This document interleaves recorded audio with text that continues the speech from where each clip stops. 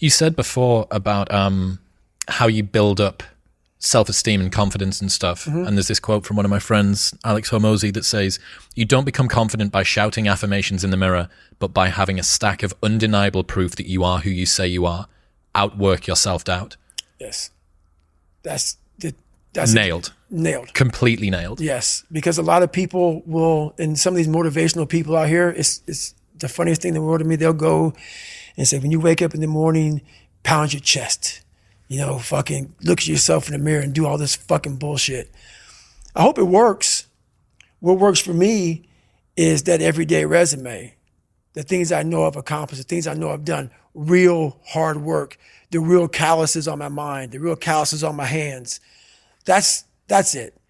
You don't need to pound your chest in the mirror fucking anymore if you have that. It seems like, especially with confidence, right, or self-esteem, there's a relationship between confidence and competence. Mm-hmm. So what you're looking to do is try and have what you believe that you can do be ahead of what you can do. Right. Now, you're not looking for it to be delusional. You don't want it to be able to believe that you can do something like fly, right? But you need to have a relationship between the two. But what people are asking for is for their confidence to be so far ahead of their competence that, or without having even been competent at anything in the beginning. And that's just delusion. That's fantasy. Right. Well, I believe that you have to build belief. Belief is like, there's an after school special belief where the mom says, believe in yourself. And that's all great. But there's also a built belief. And the built belief is one where you are constantly, like for me, I came from a bad place. How I build belief is through the daunting tasks I put myself through. So that's proof positive that I can. So it correlates. And that's how this piece of shit kid I once thought I was built belief by saying, I was in 3 Hell Weeks. I went to Ranger School. I tried out for Delta Selection. Undeniable stack of proof. That is proof, motherfucker. So whenever you think you can't, the confidence comes from the thing that you built. You must build belief. You must build confidence. It can't be like, hey, I'm gonna go knock that shit out. You gotta look over here and say, I can knock that shit out.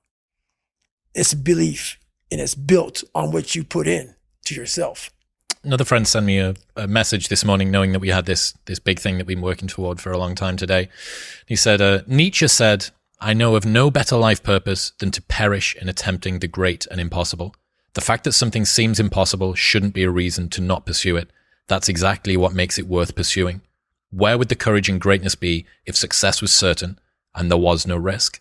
The only true failure is shrinking away from life's challenges." Nailed that one also. 2 for 2. Nailed that one also, man.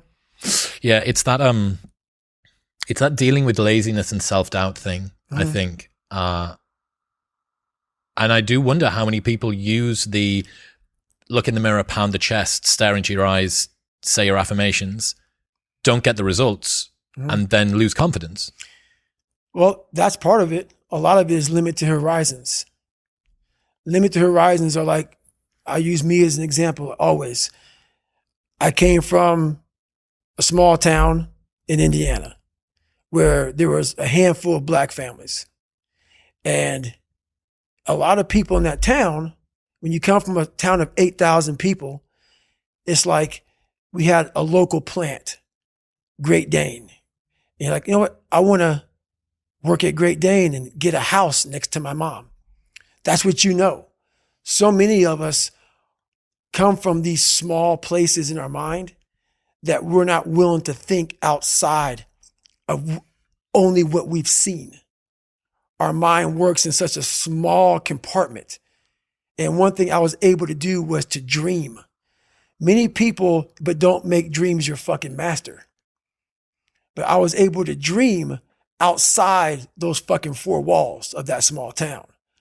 And until you're able to really put yourself into that dream, but don't make dreams your master, that's where you truly become what you're destined to become. What do you mean, don't make dreams your master? A lot of people sit back and they dream about being a sports figure, or dream about being a SEAL, or dream about being an astronaut. And all it is a motherfucking dream. They don't put the work behind the dream. that dream has become their fucking master. When you become the master of your fucking dream is when you say, I want to go be a Navy SEAL. And you say, okay, I'm going to lose 106 pounds in less than 3 fucking months. The dream was the one thing I thought about, and the dream was now gone.